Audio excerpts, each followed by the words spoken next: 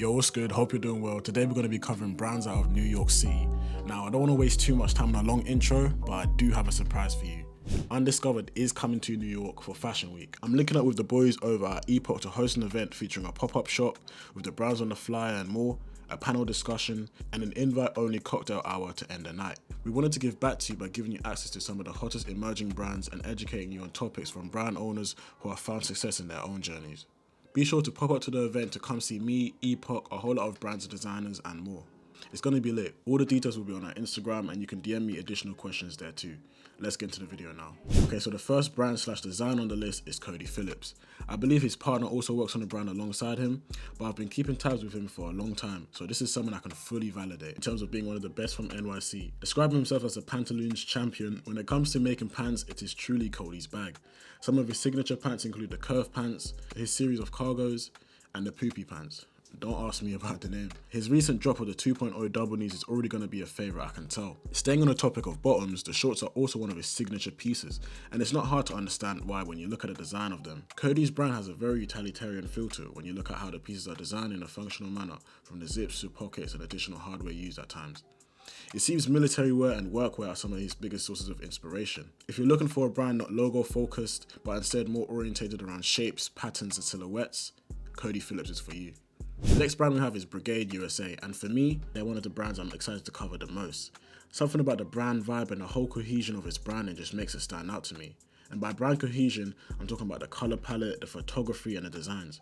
All of it comes together so well and there's consistency across the board from them. Brigade has a real streetwear vibe to it, but it's almost like a mature feel to it, where it's not new age streetwear that we see today, but more so the core OG streetwear feel. I was a huge fan of their fall winter 23 collection, which had some great pieces. I like how they gave a lot of sportwear items a knitwear makeover. Brigade was also responsible for the Big Sock campaign, which featured a huge sock 6 foot long. Described also as a sleeping bag, it's made in NYC from Italian yarns. It also features a zipper down the backside and comes with a custom mini laundry bag, as the long staple yarns make it easy to wash and dry without ever losing its shape. Alongside this launch, they hosted a pop-up and printed a massive sock outside on the pavement. The campaign imagery for it was also some of the best I saw from 2023. If you're looking for a brand with a real streetwear NYC feel to it, Brigade is for you. If we're talking about brands from the future, Hubane might be the kings of it. Everything Israel designs has that futuristic feel to it. The way I see Hubane is when you're wearing the clothes, you're in a whole different world with different rules and different concepts, redefined by Israel, who hand makes each garment, which is just crazy. What's also crazy is how clothing isn't his only bag. Hubane can go from accessories to footwear and more, including both paintings and sculptures. It makes sense as to why Israel describes his work as fine art. Looking through his store is insane because it legit feels like walking through an art gallery, looking at all these pieces. Israel has stated how he started doing art from about 8 years old, and he had both teachers and peers lining up to buy his work. The contemporary designer is truly one of the most exciting figures rising out of New York, and to see something completely different from the norm is always refreshing. I don't even know how to categorize the brand, and I think that's a good thing to have about your brand. Rightly so, the brand is no stranger to going viral with their pieces having routinely been seen on my explore page with their helmets, their boots and their eyewear. If loud pieces and something completely left from the norm is your style, then Hubane is the brand for you. Now we have Stolen Arts, the kings of custom belts. Belts have been moving crazy for the past year or so, especially when it comes to embezzled belts with the standout buckles. The celebrity portfolio is also crazy with Kai Cenat, Sexy Red, Ice Spice, Gunna and more having all rocked some of their belts. They've also been noticed by the likes of Complex and several athletes. I'm pretty sure they're also doing custom belts for a couple people too. Recently, he's gone viral for his Strip Olympics belt seen on Kai Cenat, who starred the pieces during the Olympics. Other significant belts include the AP belt, the Scream belt, the Gengar belt, the Hello Kitty belt, the Betty Boot belt, and there's way more. It's insane how much the brand has grown. I was there when they were dropping the Onyx belt, which I ended up sharing, and seeing the feedback and engagement it got was crazy. It was all unfolding in real time. The campaigns that go along with some of these belts go just as hard. You can tell that the editorial side of things is taken serious by the brand, and with belts like the ones they release, it's only right. If you're looking for crazy accessories to add to your fit, Stolen Arts is your brand. Next on the list, we have Bravest. They've had an amazing year in 2024, which really stemmed from last year with their first Bear Claw release in brown. This drop really gave them a huge push in brand growth, and understandably so. Their product is innovative and well designed. It's something new. Not to mention we're living in a time where mules are hot right now, so jumping on that wave with a unique design maximizes the growth that comes with it. They also did a great marketing campaign and rollout behind it, so to really maximize the eyes and attention on it. After a few restocks of the brown color, they pulled through with a white colorway and a black one, all receiving their own crazy campaigns and rollouts. There are allegedly other colours on the way, including a blue one. Another big area where the brand is thriving is with jerseys. When they dropped their Mary jerseys last year, I think they were some of the best jerseys of 2023. They went to drop additional colourways in June with new jerseys, then in August they released a whole new range of jerseys, and these go crazy too, especially this one with the cow print. Bravest are now set to release a new foot clog, which seems to be on a Hulk type vibe. Absolutely insane. If their crazy footwear ideas are your style, Bravest is the brand for you. So the next brand, Bravest, is one of the newest brands on the list, and I've been meaning to cover them for a minute. Off rip, I can tell that black culture is the main theme across the brand, especially black history. I see significant historical faces such as Malcolm X, Bob Marley and Muhammad Ali. The brand is heavily graphics based over a range of hoodies, t-shirts, sweatpants and shorts. The vibe again feels like that OG streetwear with tons of references to notable moments in black history. When scanning their about page, a lot of the inspirations are rooted in reggae music and Caribbean culture. One significant moment of the brand was their first shoe release in collaboration with Converse, and they actually went in. It's so easy for people to go minimal on collabs, but from the colours used to the laces to certain details and more, you can tell they really took their time with it. Even when you deep the story they had for it, showing your audience the idea behind your work is always appreciated and shows your brand has some sort of substance. If a brand with substance and an OG streetwear vibe to it is your style, then Bravest may be for you. Now, if you don't know about this next brand, I don't know where you've been, because this brand popped off like crazy.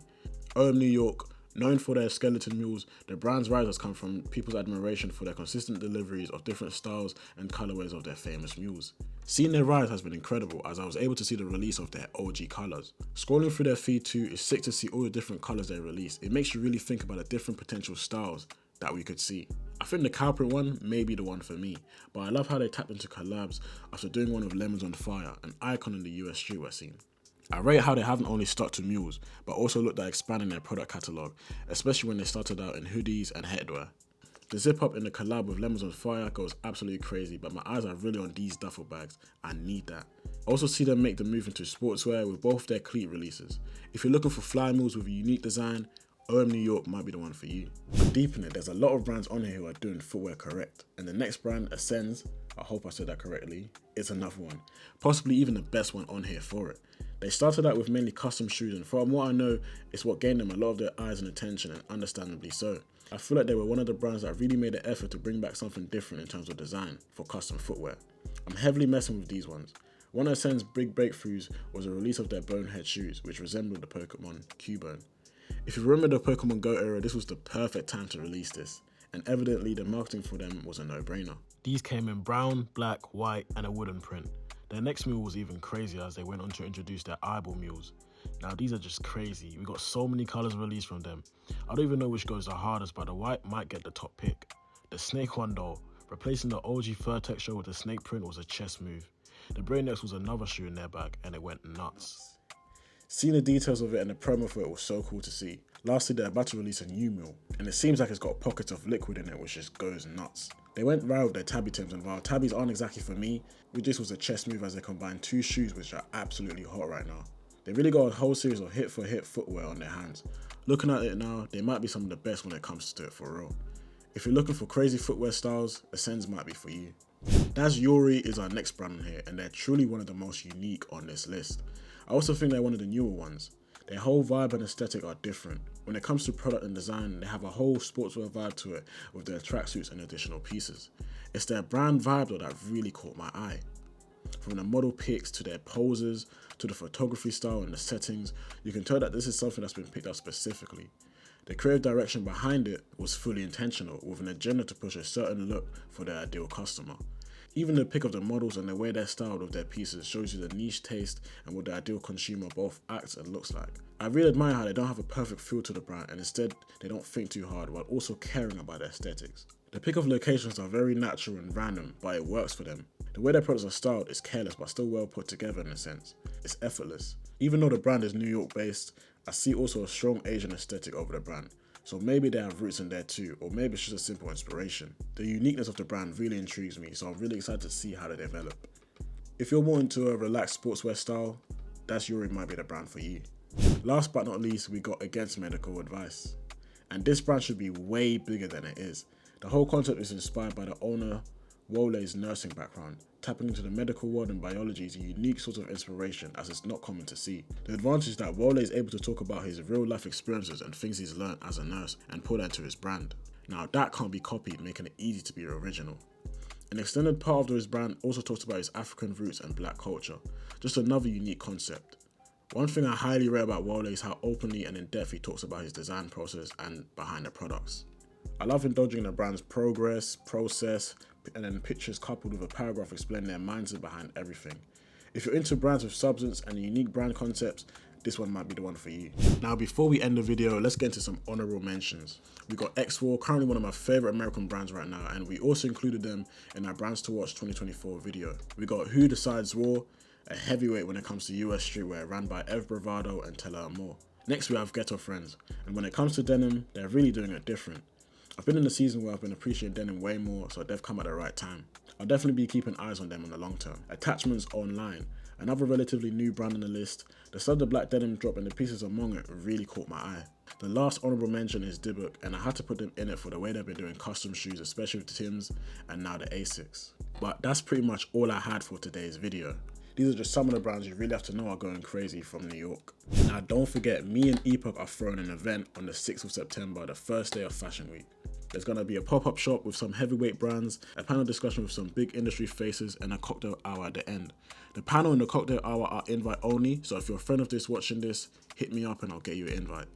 As for everyone else, pull through, come see me, come see Epoch, come see a whole lot of brands, and just come see a bunch of other fashion enthusiasts and just creatives. It'll be dope to see you guys in person. Follow us on our socials too, and yeah man, I hope you enjoyed the video.